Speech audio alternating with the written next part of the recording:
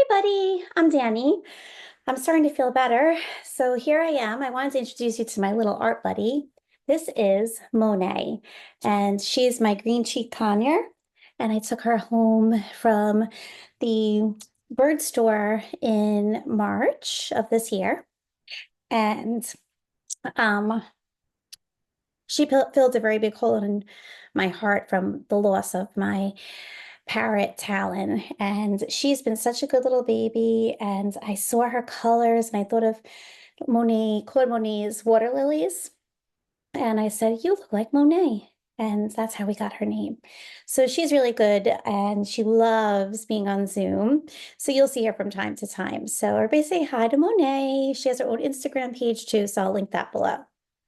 All right. I hope you enjoy today's day 6 lesson. So for day 6, our pattern is Hafal. And how perfect is it that there's a Lindy's Magicals called Monet All Day? So we're going to use that. I'm wetting my paper. These Magicals are a little different than the ones I used the other day, and they're shakers. So you can pop them open, and when you get it opened, you can start to sprinkle them onto your paper. So they are pigment powders, so it will very much vary what colors are coming out of here, but look how cool, just sprinkling a little bit on the water, how it spreads. I thought it was going to be green, but there's greens and blues, there's some yellows in here. You can take a brush and you can add some more water, or you can push around what is already here. I'm going to take my next shaker and I'm going to sprinkle a little bit of this on as well.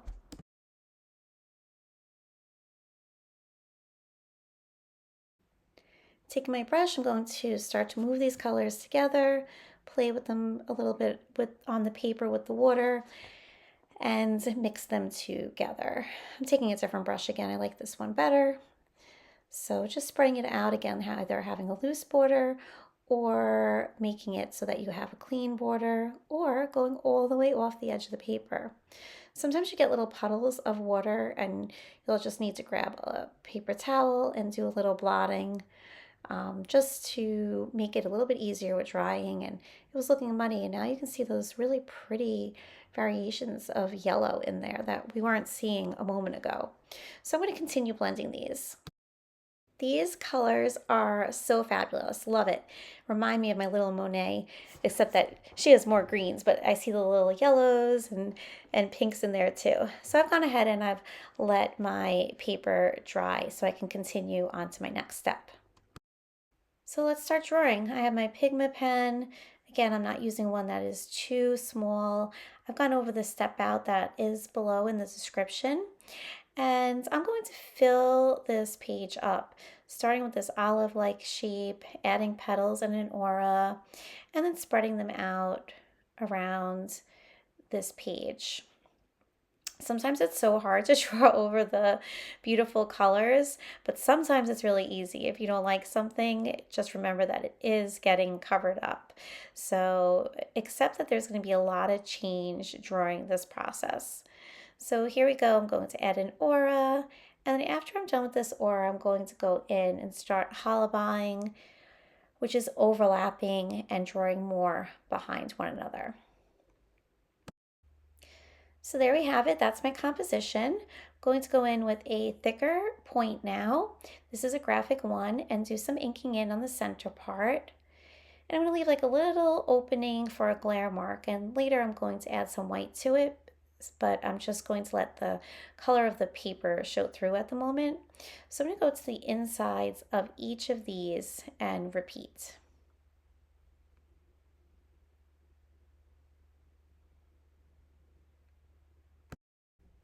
So those are all inked in, and I'm going to go back to a finer point Pigma pen. I'm going to start doing some hatching. It's little flick marks. So see what you're more comfortable with. Some people find it easier to pull the flick marks towards them. Some people like to push away. And once you figure out which you do like, make sure you're turning your book. And they're starting from the inner part and flicking towards the outer. Sorry, this did not record well, this part, but I'm using Conte pastels. I love these. There are advantages and disadvantages. They are chunkier and you have to get the right sharpener for them, but boy, are they super rich, much brighter and vibrant than perhaps a general's chalk, but they are messy. So be very careful about blowing loose dust around. So I am choosing some colors that are similar to the colors that are on my paper. So with my pink Conte, I'm going to go in pretending where the graphite would be and add a little bit of a shadow in all those areas. And you're going to need a few colors because we have blues, we have purples. So you're going to be wanting to switch throughout each of these flowers. So right now this is the magenta. I'm going to pop around and then I'm going to take a tortillon and I'm going to blend this out.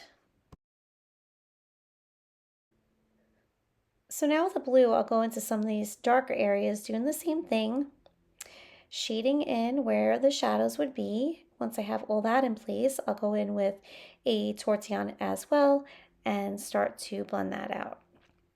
This petal has a little bit of purple, so let's just pause and add that too.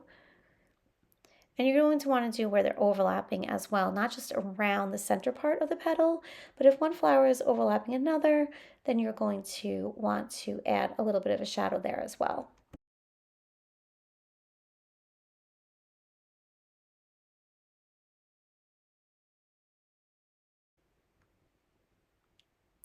So my favorite Conte is the white. This really is something that's just worth getting if you can get your hands on just the white, if anything, and use this on regular highlighted Zentangle tiles if you're doing Zentangle, because it really is just so bright. So again, very dusty though. So even if you're doing this in a sketchbook, you might want to go in with some fixative and spray this, maybe a layer of hairspray just to set it, but don't spray too close because it does change the colors and you want to keep it more true to your design. So on the petals, I'm adding some white highlights as well on the centerpieces. So I'm going to take a white gel Signo Uniball pen and add a few more white highlights. So you could continue to do this next step with the Conte or chalk pastel, but I'm going to switch over to some graphite just to have a more drastic, more drama to this piece. So I'm going to go around all of the outsides of the flower and add some graphite. And then I'll take my tortillon and go in and blend it out. And don't be nervous, but if you are, let's say you are nervous about adding the graphite, start off a little bit lighter. You can always go back and add another layer. So I'll constantly keep fussing with my work and add a layer, look at it, hold it up at arm's length, and then add a little bit more graphite. You're also going to want to add some graphite where the petals are overlapping on top of one another in the center. My graphite is a little bit darker than what it is appearing on the video, so hopefully you'll be able to see that with the final picture. I'm going to take the white gel pen again, add a couple of little more highlights. It really doesn't go over the chalk well, so just keep that in mind. And if your pen stops working, just scribble on your skin or on a piece of scrap paper to get that little dust particles off and to reactivate it. I'm going to take a pink colored dual metallic pencil pen. Love these, super sparkly.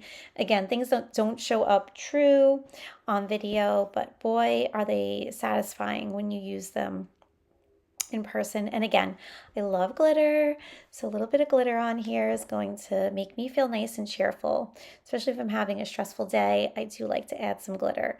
So I'm going to go around and I'm going to add this pink into all the aura areas. Reaching for that sparkle pop in gold, I'm going to add a few little series of dots. When they're in threes like this in Zentangle, they're called therefore. And I'm going to add those throughout the background. I am just loving this color and arrangement, and more than it reminded me of Monet at this point, even though it is a Monet all day, reminds me of cotton candy. So I don't know, just so much fun and vibrant, and really brings me complete joy just looking at this.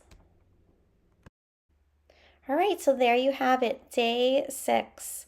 I don't know, every day I do one, I'm like, oh, I think it's my favorite, but I think this one is my favorite so far. All right, so I hope to see you back tomorrow on day 7. Please subscribe to my channel. Thank you for visiting. Hit like if you enjoyed this, and I'll also pop down Monet's Instagram page. Bye for now.